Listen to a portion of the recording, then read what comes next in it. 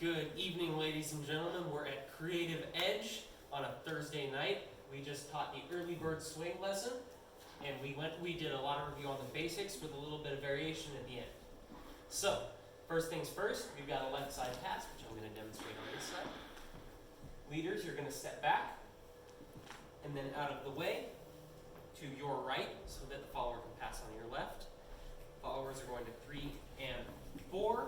You're going to get back in the slot, and 5 and 6. So, followers, for your footwork, we're going to go forward for 1, 2, 1, 2.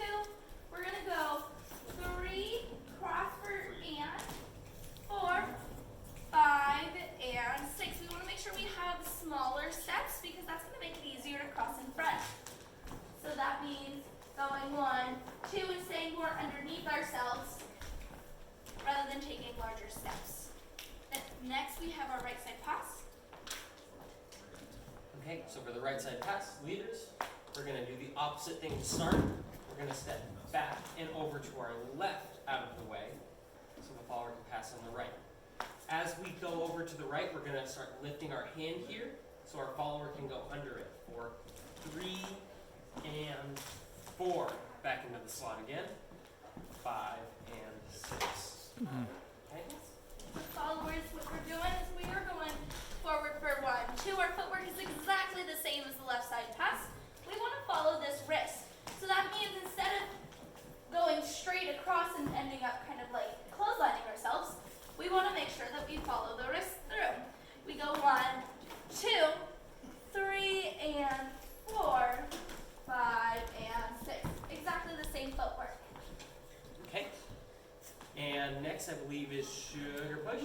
So, leaders, this one's going to be really easy. All you do is step back, back, and then you're going to form some compression with your follower here, a little bit of a push. And then you're going to step in place for 3 and send out for 4, 5, and 6. It's important that you send her out with the step and not with your arms. Your arms may be moving, but what started the movement is your body and that step. 1, 2, 3, and 4, 5, and 6. Yes. Followers, for your footwork, we're going forward for 1, 2. We're grabbing this hand. We want to mimic the same hand hold. Here, we're going to push against for 3 and. So we're continuing 3 and then we're finally going back on 4, triple in place. Tuck? Yes, tuck. So, we're going to do something very similar to the sugar push. Leaders, your footwork is not going to change for this move. We're going to go back, back, and while we triple on 3 and, we're going to raise up our hand, 3 and, form compression, and push out on 4 again. 5 and 6. So followers, we're going forward 1, 2. The hand's coming up, so we want to start putting our hand here against his and giving some slight compression. We're going to 3 and 4, back down to the slot, 5 and 6. What was the next? Left side tuck? Yes. So, what this looks like, 2, 3, and 4, 5, and 6. So, leaders, you're basically going to form a left side pass by going 1, 2 out of the way again, except you're going to start bringing up your hand at that point. So it's going to be more of a 1, 2, sort of giving her time to feel that hand coming up from the press. Then we're going to go into that sort of cross-handed up here for 3 and 4. You're going to turn her on 4, and we're going to finish out on 5 and 6. yep. Followers, what you're doing here, we're going to go forward for 1, 2.